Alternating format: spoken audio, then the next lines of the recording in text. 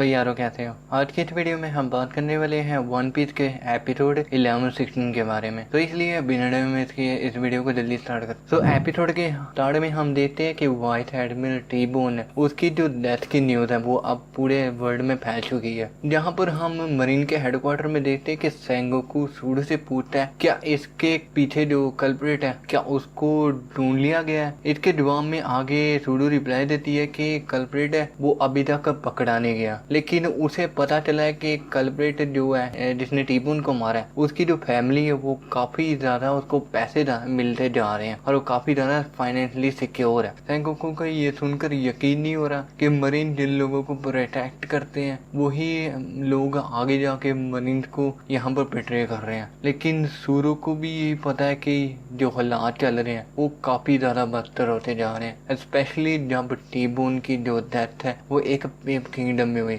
जहाँ पर कहा जाता है कि हजारों लोग स्टारवेशन सिर्फ भूख की वजह से लोग मरते जा रहे हैं हजारों की तादाद में। सूरो आगे बताती है कि वो यहाँ पर कल्प्रिट को डिफेंड नहीं कर रहे, लेकिन वो यहाँ पर जानना चाहती है कि बगी के माइंड में क्या है। शायद हमें लगता है कि हम उसे इतने समय तक अंडर एस्टिमेट करते जा रहे थे। सेंगोकू आगे रिप्लाई देता है कि उन्हें जल्द से जल्द यहाँ पर क्रॉस गेट का कुछ ना कुछ करना पड़ेगा, अगर ऐसा नहीं किया तो मरीन जो है वो बिल्कुल वीक हो जाएंगे यहाँ पर। सेंगोकू आगे हिना से पूछता है कि गार्प कहाँ है। उसे कहते हैं कि मैं उसके साथ एक न्यू राइस क्रैकर का फ्लेवर ट्राई करना चाहता हूँ उसके साथ, लेकिन हिना आगे शॉकिंग न्यूज बताती है कि गार्प स्वर्ड मेंबर्स के साथ जिसमें कुजाकू भी थे वो जाकर हाचिनुसो आइलैंड पर पहुंच गए ताकि वो जाकर वहां पर कोबी को बचा सके। ये सुनकर आगे सेंगोकू और सूरो भी काफी ज्यादा शॉक हो जाते हैं। आई मीन एक एडमिरल गार्प लेजेंडरी हीरो वो हाचिनुसो आइलैंड पर जा पहुंचा। तो इसी के साथ आगे सीन स्विच होता है बारी आइलैंड पर, जहाँ पर हम देखते हैं कि उस बंदे को जिसने यहाँ पर टी-बोन को मारा था और वो यहाँ पर बगी के सामने खड़ा होता है। बगी उसको रिवील करता है कि उसके जो लोग हैं उस बंदे के उसको इसकी बाउंड्री का रिवार्ड ऑलरेडी मिल चुका है। बाकी उस आदमी के इस एक्शन पर काफी ज्यादा खुश हुआ है और वो यहाँ पर ये भी कहते हैं कि आम मरीन्स उसे ढूंढ रहे हैं। लेकिन ये सुनकर आगे जो आदमी है जिसने टी-बोन को मारा था वो कहता है कि उसे यहाँ पर कोई फर्क नहीं पड़ता, जब तक उसकी फैमिली सर्वाइव कर जाती है तब तक उसे यहाँ पर कोई भी चिंता नहीं है। ये सुनकर आगे बगी इसकी बातों पर काफी ज्यादा इम्प्रेस होता है और उस आदमी से कहता है कि वो अब मेरे क्रू में क्यों नहीं शामिल हो जाता और इसके साथ अपने क्रू में इनवाइट होने के लिए बोलता है। अचानक से एक और बंदा आकर बगी को इन्फॉर्म करता है कि उसकी क्रॉस गिल्ड की शिप वो अब मुकम्मल तौर पर कंप्लीट हो चुकी है। बगी इस आदमी के साथ जाकर शिप देखता है। शिप देखकर काफी उसकी फट जाती है। आई मीन जो उसकी शिप है वो बिल्कुल एक क्लाउन फॉर्म की तरह बनाई गई है, यानी क्लाउन बगी के शेप में। अचानक से क्रोकोडाइल और ड्रैकुला में हाक भी वहां पर आ जाते हैं और वो इस शिप को देखकर काफी ज्यादा गुस्से हो जाते हैं। इसी के साथ आगे क्रोकोडाइल और मिहाक बगी को बुरी तरह पीट कर उसे यहाँ पर पनिश करते हैं और उसका सारे एक हुक पर लटका देते हैं और यहाँ पर डिस्कस कर रहे होते हैं कि किस तरह क्रॉस फील्ड में आने के बाद उनको यहाँ पर कितनी ज्यादा सक्सेस मिली है और वो यहाँ पर एक और प्लान के बारे में सोच रहे होते हैं कि किस तरह वो यहाँ पर अपनी यूटोपिया प्लान को इस्टेब्लिश करना चाहते हैं। लेकिन इस प्लान के लिए उन्हें यहाँ पर पावर और मनी की जरूरत है। इसके रिप्लाई में आगे बगी बोल पड़ता है और कहता है कि वो दोनों जो लोग जिस स्कीम को फॉलो कर रहे हैं वो बिल्कुल गलत है। क्रोकोडाइल और बिहाक बगी की इस बात को सुनकर काफी ज्यादा सरप्राइज हो जाते हैं और उसे गुस्से से कहते हैं कि तुम्हारी हिम्मत कैसी हुई हमारे अगेंस्ट बोलने के।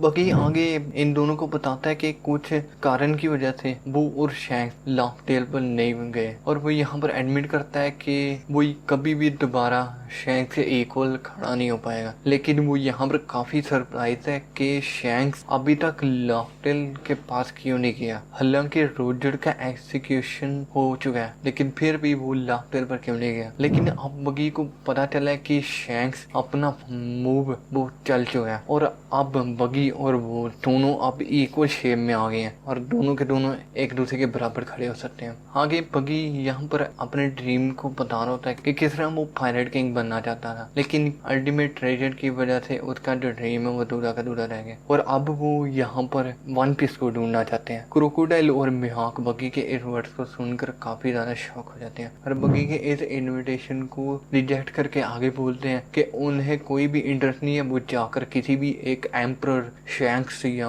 ब्लैक बियर्ड या फिर लूफी के अगेंस्ट फाइट करे। यहाँ तक कि उनके पास अपना कोई भी प्लान नहीं है। लेकिन बगी हार मानने वालों में से खाता है। वो कहता है देखना मैं तुम्हें बताता हूँ, और वो यहाँ पर अपने टेंडन मुशी की मदद से अपने पूरे क्रू से बात करता है और ये अनाउंसमेंट कर देता है कि वो अब जाकर वन पीस को क्लेम करना चाहता है। ये सुनते ही आगे जो हजारों की तादाद में क्रू है जश्न मनाना शुरू कर देते हैं। वो सी की तरफ निकलने के लिए प्रिपरेशन स्टार्ट कर देते हैं। ये देखकर आगे क्रोकोडाइल मेहाक को काफी ज्यादा गुस्सा चढ़ता है कि किस तरह बगी ने उसके अगेंस्ट इस चाल को चला और वो अब बगी को यहाँ पर कूट रहे हैं। इसी के साथ आगे सीन स्विच होता है मोमोएडो आइलैंड में, जहाँ पर हम देते हैं कि रेवोल्यूशनरी आर्मी के जो वाइस कैप्टन है जिसमें उशियानो, आहिरो, बैटी, गैम्बो और चीरन वो एक दूर से शिप को नोटिस करते हैं और बैठ लगाते हैं कि उस शिप पर कौन होता है। ये सुनकर उन्हें काफी राहत मिलती है कि उस शिप पर जो बंदा होता है वो होता है कि सापो,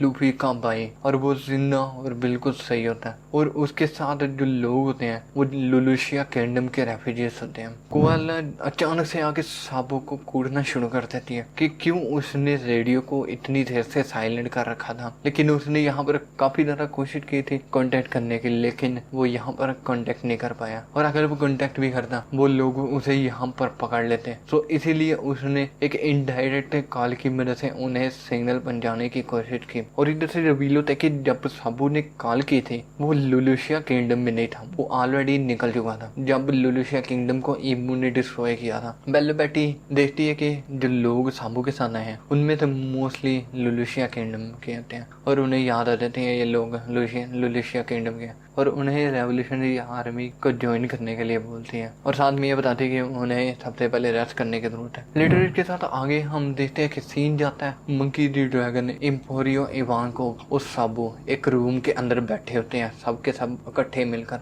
जहाँ पर साबू को पता चलता है कि बार्थोलोम्यू कोमा जिसे उसने छुड़ाया था वो अचानक से आउट ऑफ कंट्रोल हो गया और जाकर मेरी जोश में पहुंच गया। मंकी डी ड्रैगन को नहीं पता कि ये किस तरह हुआ है। इवांको पे इस बात पर एग्री करता है कि जो साबू बताने जा रहा है वो काफी टॉप सीक्रेट है और इन दोनों के अलावा किसी दूसरे कमांडर्स को ये सुनना नहीं चाहिए ताकि उनकी जान को खतरा भी हो। और साबू इसकी बात पर एग्री भी करता है और इन दोनों से आगे कहता है अब मैं तुम लोगों को जो बताने वाला हूँ एक असल सच आखिर इस साल रेवरी में हुआ क्या। एंड इसी के साथ वन पीस का एपिसोड 11-16 यहीं पर खत्म हो जाता है। अब आप लोग मुझे कमेंट में बताओ आप लोगों को ये वीडियो कैसी लगी। अगर आप लोगों को इस तरह की वीडियो देखना पसंद है तो चैनल को सब्सक्राइब भी कर सकते हो, और अगर नहीं तो फिर भी सब्सक्राइब कर देना। अब मैं आप लोगों से मिलूंगा अगली वीडियो में, तब तक के लिए टेक केयर, बाय बाय।